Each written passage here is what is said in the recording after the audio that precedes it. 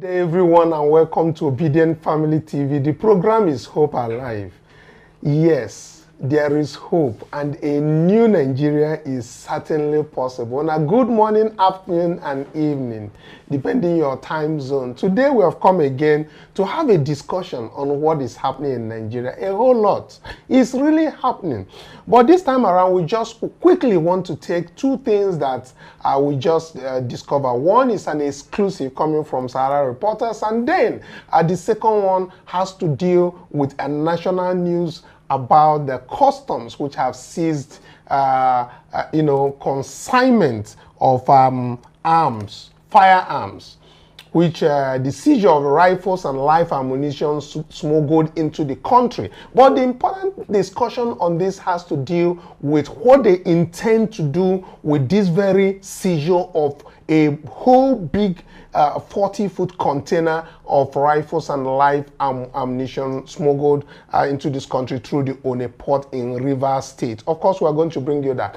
But again, we go to Sahara Reporters exclusive on Bola Tinubu, who has disbursed about 800 and something million naira directly into private accounts in contravention of the law. But that very information is made available through the government data from godspend.ng, so it's not coming from Obidient Family. Now, this very portal has shown that over 809 million was paid into individual bank accounts by Bola Tinubu's led government as humanitarian intervention, among others. You can imagine that. According to reports, the money was disbursed in over 65 payments made into individual accounts by the government in contravention of the law. The monies were paid under items such as engagement of internally displaced persons, needs assessment of humanitarian interventions, proposal of technical dialogue, renewal of rents, stipends, among others. These monies were paid by the Humanitarian Affairs Ministry, the Presidency, and the Niger Delta Affairs Ministry, among others. Section 713 of the Financial Regulations Act of the federal government notes that personal money shall in no circumstances be paid into government bank accounts, nor shall any public money be paid into a private bank account. An officer who pays public money into a private account is deemed to have done so with fraudulent intention. End of quote. That is section 713 of the Financial Regulations of the federal government notes. Now, based on the law, payment of the public money into personal account is a contravention, and under no circumstances should public funds be paid into private accounts. There have been corruption allegations, of course, as we know, in Nigeria of this very thing. Recently, most recently, the Minister of Humanitarian Affairs previously, that is former Betaid, was suspended by the federal government. And one of the allegations was that monies in the ministry was paid into personal accounts. Also, ranking 145 out of 180 countries by Transparency International Corruption Perception Index with a score of 25 out of 100 points. That is Nigerian ranking. Now, if they had suspended Betedu based on putting money into private account, where is Tinubu still allowing or approving those monies to go into private accounts directly in contravention of the law? This is exclusive coming out from godspend.ng, which shows the portal where government expenses is coming from. So with me to have all this discussion, we have peace, the peaceful peace in the house, and of course, the Mercy, who has joined us today. Of course, we also have our well-meaning Nigerians and Obedience on Zoom, who will do justice to this very discussion on the flagrant abuse of the law for the man who said he's going to uphold the Constitution of the Federal Republic of Nigeria. Yes, please. Yeah, good evening, Obedience Worldwide. It's always a delight to have you here. Welcome to the show.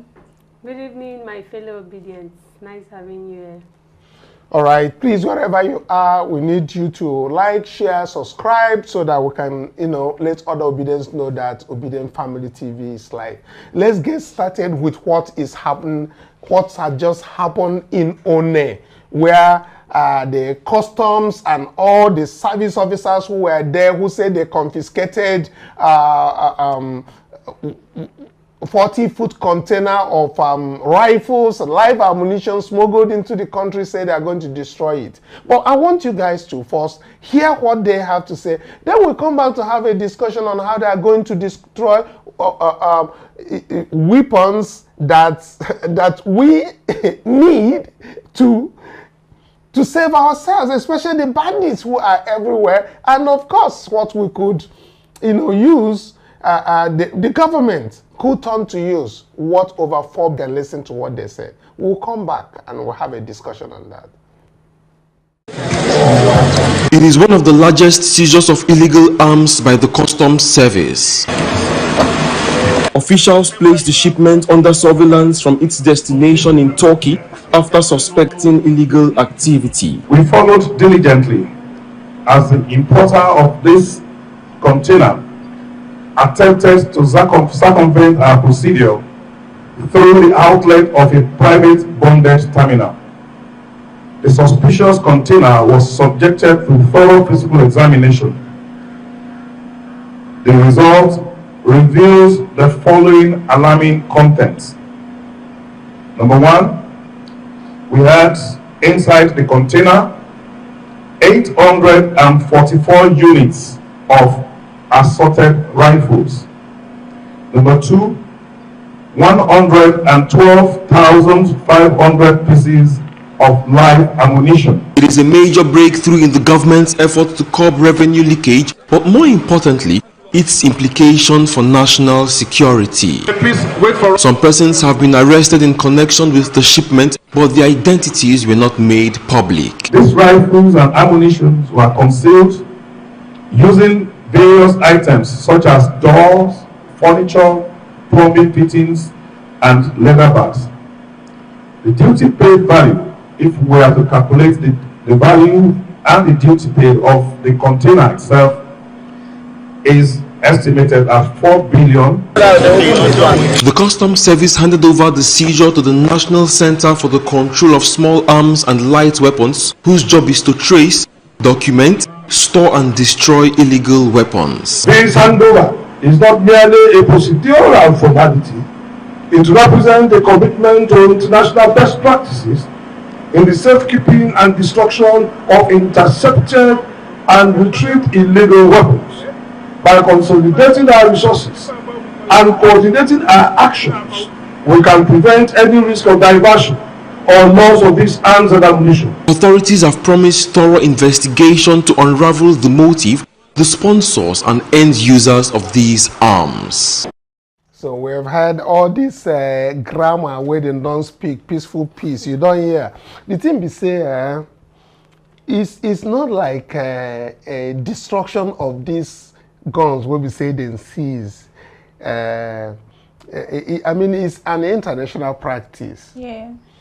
So, but that is not the same in Nigeria. We just talk about the corruption index and all of that because we know that what they are doing in this very show, because what they are doing is actually a show. When they finish, they are going to get back to the importer. You heard that an importer's name is withheld. Should he be withheld? No. They should tell the person who imported, because that thing is either through Max Line or through any of the container, the people who ship these containers. So it should come probably in somebody's name or in, what do they call it, in a company's name. Yeah. So in other words, they can make it known, but they withheld it.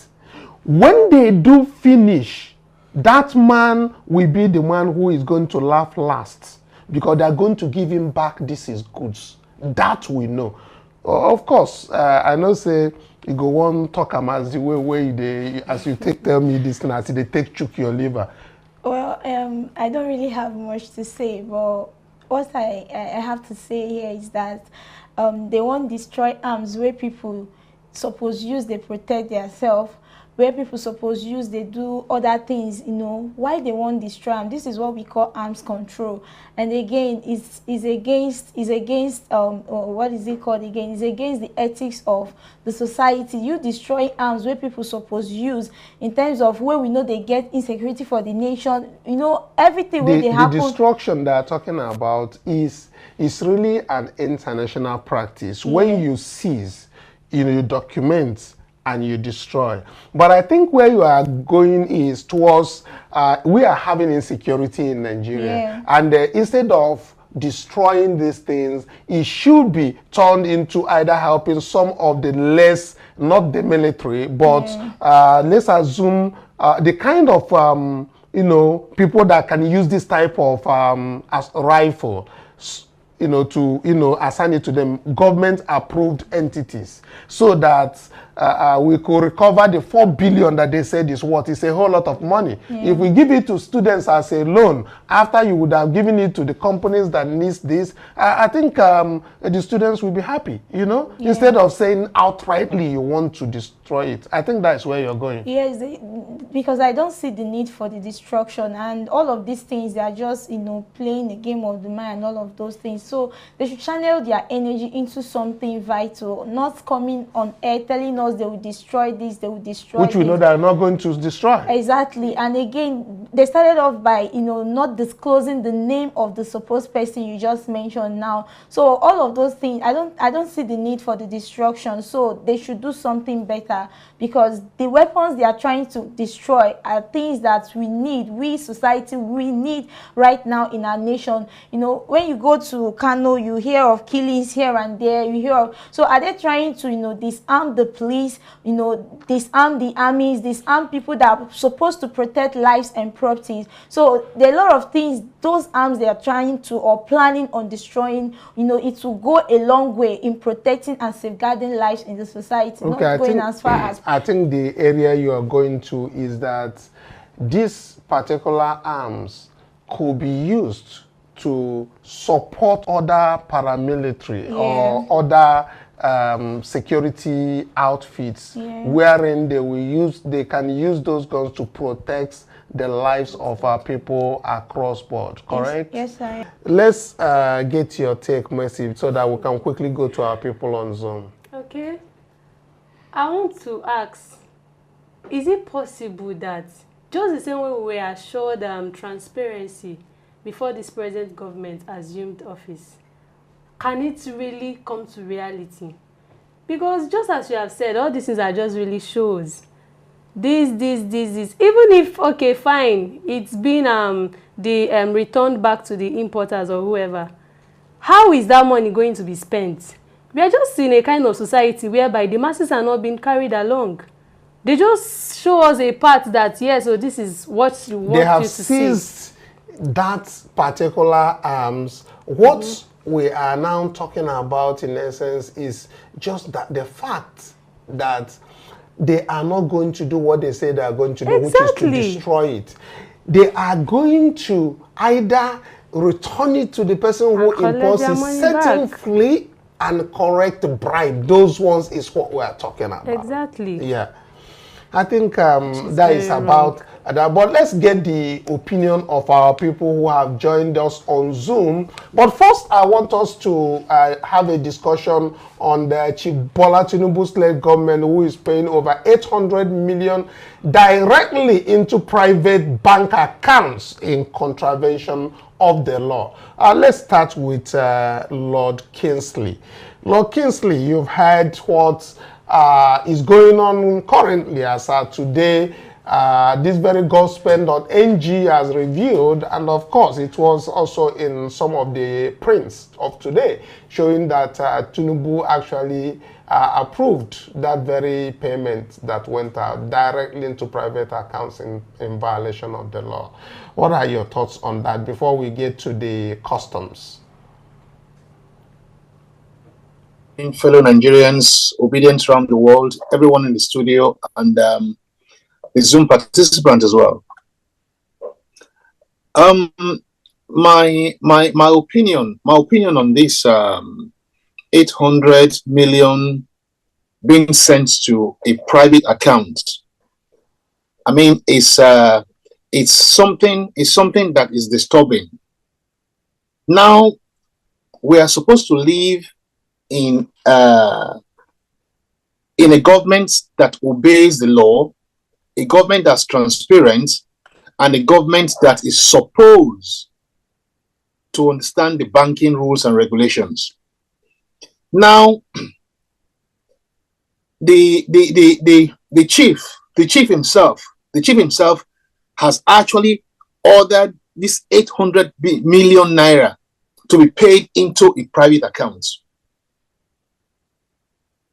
putting forward a kind of faith is that, oh, it's going to be deployed to one thing or the other. Whereas we all know this money has gone into voicemail. It has gone for prayers. But just the fact that they could not do it secretly, that was how it came out. Now, the CBN themselves, are they aware of this transaction? Is the EFCC aware of this transaction? So why are they not doing anything about it? Why have they not stopped this transaction or done one thing or the other about it? If we were to be an ordinary citizen, a man that has worked for this money, that's transferring this thing, definitely EFCC, everybody will be on them. They want to know the source. They want to know one thing or the other. But because the most corrupt individual in the country has done this now, everybody's keeping quiet. No parasitors is going to make inquiries about this. None of them. None of them. Why is that happening in our land? This is the same government that keeps borrowing and borrowing and borrowing from anywhere there's money. From World Bank, from IMF, I mean, wherever they can find anywhere, any money from China or so, they are borrowing and borrowing. And then he's got the guts to send 800 million to a private account. Well, it may come up as ways and means very soon. You will hear very soon. Now, on the part of customs that actually discovered a trailer full of rifle guns, I want to tell you something, and this from a very reliable source, that the officer that was supposed to have cleared that container was not on duty. That was why somebody else actually found these things, and it has come to the public eye. The officer that was supposed to clear that container, that was paid to clear that container, he was not on duty. So right now, they are pretending to say, oh, they have found this, they have found that, and they want to destroy it. Are they going to destroy it publicly? Are they going to set them on fire publicly? The answer is no. The answer is no. They are not going to do that. That same officer that was paid will come back after all this television brouhaha. They will go back, pack those rifles into the container, and they will ship it to Abuja. And we know who owns it at Abuja. We know them. We know who has actually ordered this thing because of what he's actually fighting for at Abuja. I don't need to call anybody's name right now, but we all know who is at Abuja there that is doing all this. He wants to arm his boys. He wants to arm his boys ready for further with Fubara. So, I mean, customs, what are you going to do with this publicly? Let's see you set these things on fire since you say you want to destroy them. Let's see you set it on fire. Let Arise be there. Let Channels be there when you set this thing on fire. If you want to do that at all. If you want to do that at all. But at the end of the day, these same rifles you've discovered now, if you were to be in the correct system, if you were to be in the correct government system, it will be deployed to the hands of effective people, the government parasitors like the police, the army. It will be deployed to them as a way to at least cover some expenses. But in Nigeria, that doesn't happen. It doesn't happen. Maybe as we even speaking right now, those rifles, they're no longer with the custom anymore. The trailer has moved them. They showed it to the public just for display, to think they are doing something. But let's wait today to weekend if you hear anything about those rifles anymore. That's my take. Thank you. All right, thank you very much, Loki, for that.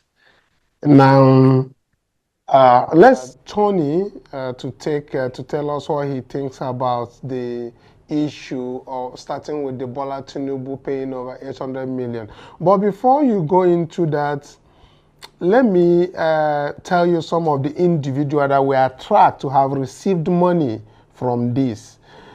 And that is coming from the ministry. These monies we're about to call now, the people that were paid by the Humanitarian Affairs Ministry, the Presidency, and the Niger Delta Ministry. Now let's start with the other one. The following individuals were tracked in the analysis. Abbas Haruna, 10 million. Ogun Kletus, 7.9 million. Kosi Dinado Chinenye, 25.6 million. Ghana Ahmed, 5.1 million. Joseph Sunday, 5.3 million. Rabius Samaila, 5.5 million. Amefule Ann, 8.3 million. Abubakar Issa, 7.4 million.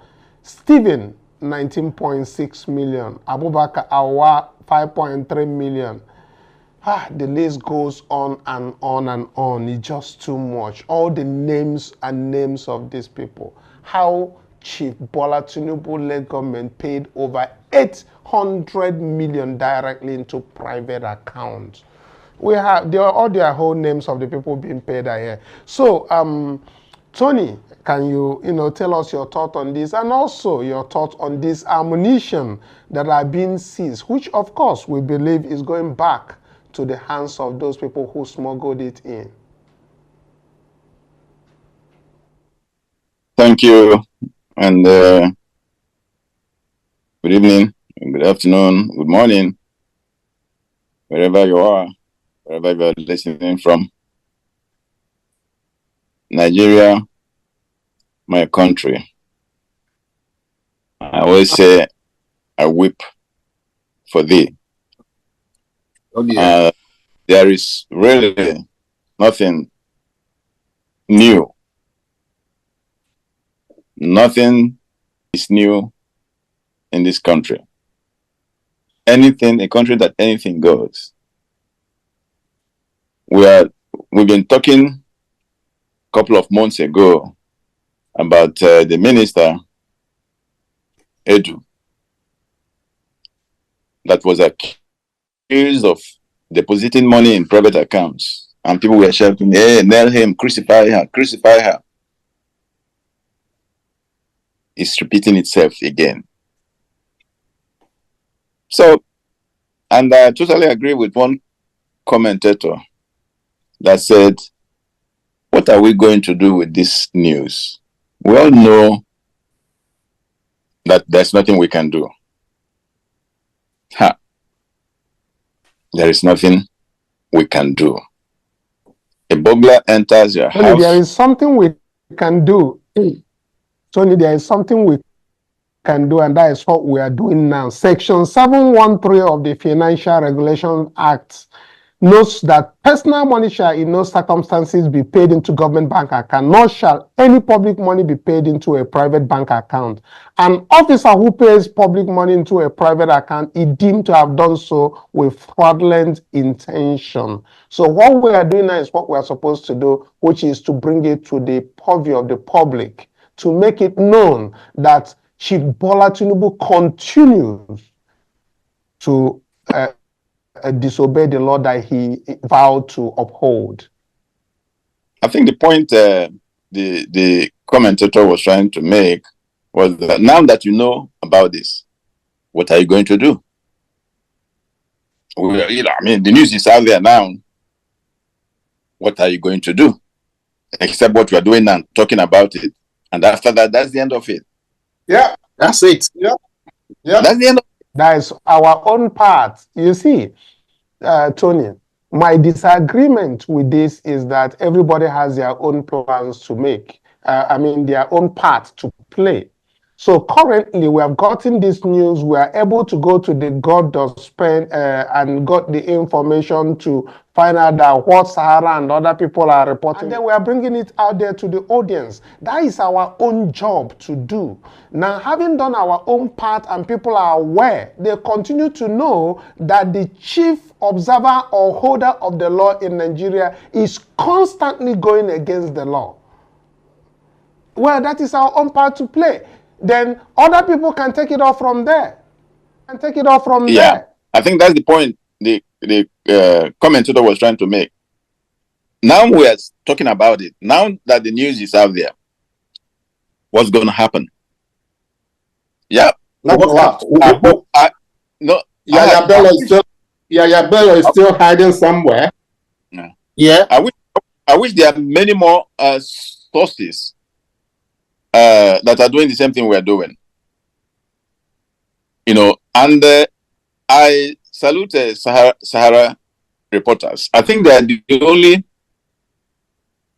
journalism or outlet that is investigating corruption in this country. The large newspapers don't do this. I wish we have more investigative journalists around this country. A lot is going on. We don't know. Sometimes this information are coming out months after the fact, but still gives us an insight at what is going on with people sitting at the helm for affairs. So there's nothing I can do except cry until the people that have the strength and the vibrancy to do something wake up. And that is our youths, who are the most affected by all that is going on. Most of them, what they try to do is to run away from the country, go anywhere but Nigeria. But it's not going to solve the problem. These people are vampires. They have their fangs and teeth all over Nigeria, all over Nigerian Commonwealth, and they are just helping themselves. Nobody seems to know how to handle it. We need to demonstrate that we are tired of all these shenanigans, all this stealing. We're tired of it, and we've got to do something. But let me tell you, it just might be just one incident that will spark the inferno. Well, that's for that. What's the other one? The other issue has to do with the Nigerian Customs Service, the customs seizure of rifles and live ammunitions, and are intending to destroy them. I think somebody, I think it was Lord K, that said the person who's supposed to clear the container wasn't on seat. I think that's what happened. I think their normal way of doing things is, once they find something like this that is contraband, they will try to extort money from the importer. Now, I don't think, I was going to say before Lord K that maybe the guy didn't pay them enough and they went public. This is just a way of trying to get more money from the importer. Nothing will happen. This case, that's the end of it. You're not going to hear anything again. Nothing. It's gone. Everything else will now be under the table. They will work their deal out under the table, and the rest of us will never hear anything about it again. And that's Nigerian way. Who knows who is going to use these weapons and for what purpose? Nigeria is already awash with weapons, but being used by bandits and terrorists and kidnappers. Now, what is this one for? For war? For war in River State. Huh? You see? For war in River State. We are just finished. I hope we can all agree that we need to come out and demonstrate that enough is enough. Yes. That we can go on like this as a nation, as a people. All right. Thank you. Thank you. Thank you very much, Tony. Let's quickly of Mr. Bassi. Mr. Bassi, please, can you unmute and quickly give us your opinion on these two topics that we're discussing today? Thank you, Mr. Kanu. Good evening, studio panelists. Good day, Obidient worldwide and listeners. Let me start with the transfer of over 800 million to individual account. I will begin by saying Nigeria we healthy. That's the new old national anthem. Then there's nothing Chief Bola Tinubu have done that have not been happening before now. Remember when Betaidu was defending herself, she did mention that what she did was a regular occurrence in the ministries and MDAs. Very correct. Very correct. Transferring money into individual accounts is not new to them.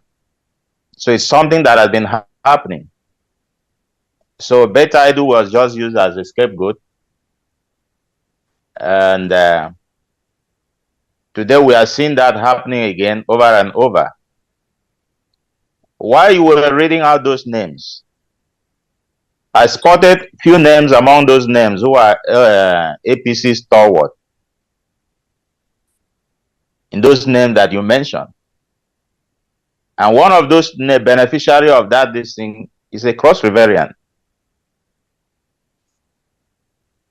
Few days ago, he was on the national television trying to defend the indefensible of APC. So they are being paid for the job they are doing for the ruling party. That's a way of compensating them for the work they've done. These are the only ones that the memo are leaked. What about the ones that we have not seen? So that's why it's not surprising to me. We are seeing a government who is notorious for impunity in their actions, in their deeds. They've committed a lot of atrocities against this nation. They've committed a lot of impeachable offense. But unfortunately, we don't have the National Assembly, the lawmakers who can stand to this impunity and call them to order by initiating an impeachment notice. That's why you see it's a free-for-all for them. Nobody can call anybody to order because it is them. So what can we do? Like Tony said, we will only cry out like we are crying out, letting the populace, letting the public, the masses know what is going on in this government. That's the job that we are doing now. And I do hope that Nigerians are taking note of all this. I do hope that the civil society are taking note of all this. Because in a sane environment, this government ought to have been sued for all this impunity and illegality that is going on. But we don't have the civil rights activists anymore. The likes of Led-Govermt, bless his soul. All the people that were claiming to be civil rights activists were only looking for their own belly. Now that they have been satisfied, everybody have gone quiet. Now that they've gotten what they've all wanted or what they needed, you cannot hear anybody anymore. So they've left the defenseless Nigerians into the hands of this cabal to do whatever they want to do. So it is no longer news that this government is noted for high level of corruption. And this is just the beginning. One would only hope that by the time they finish, we'll still have Nigeria. Then to the weapon being seized by custom. I was listening to an analyst, a security analyst some few days ago, was talking about the amount of small arms that are in the hands of non-state actors.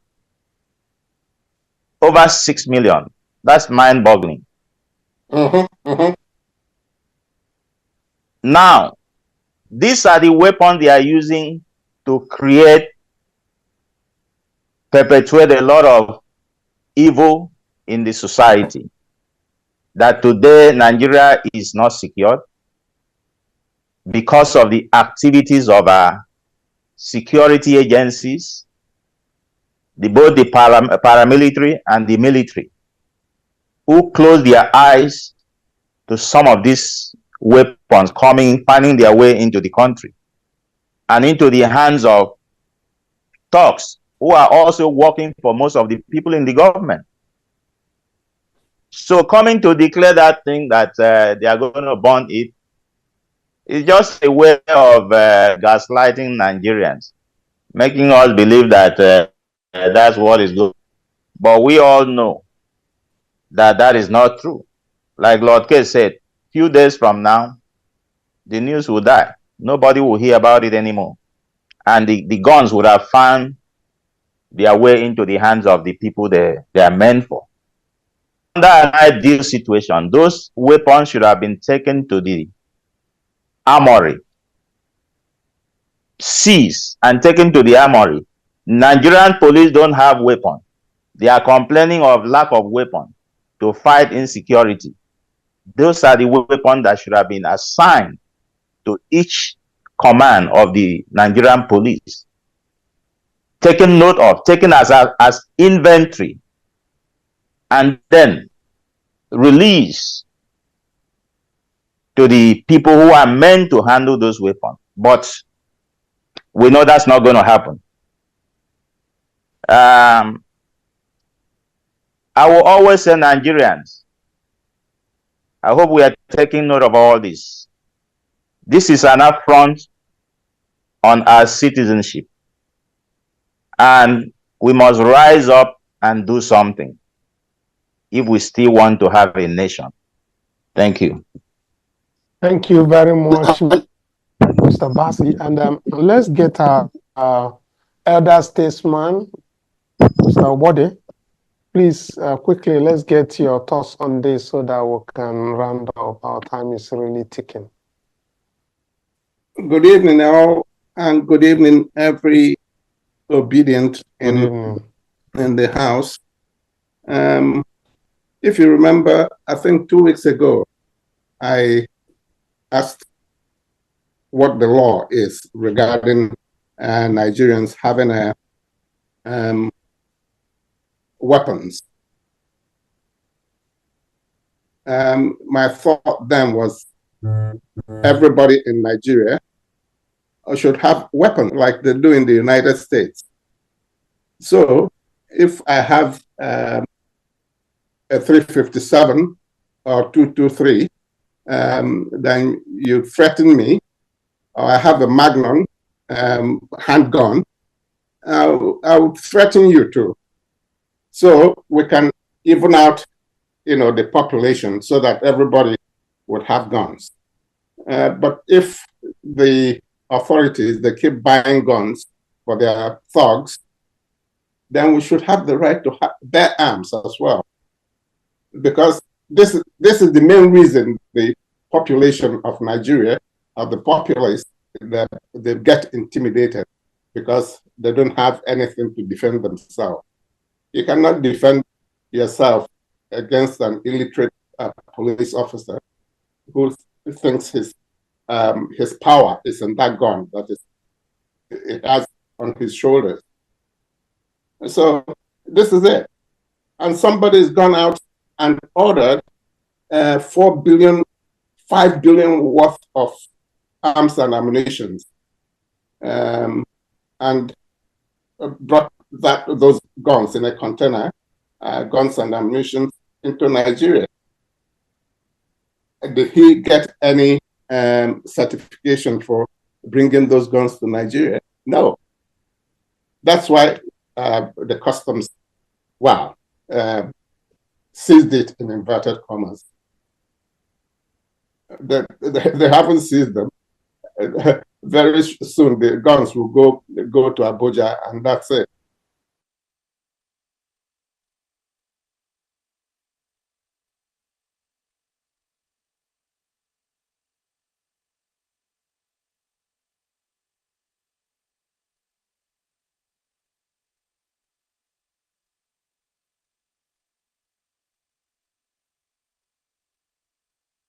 Mary Okon. Before we get Elder Statesman back, Mrs.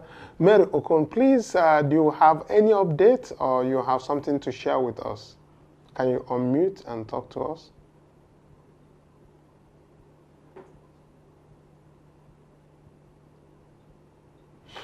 Okay, I think that is about it. Maybe network is really not being friendly at this very time, and I will just quickly say until tomorrow when we come back again, as I've been signaled that the network is just very, very poor. Until tomorrow when we come back again. Bye for now.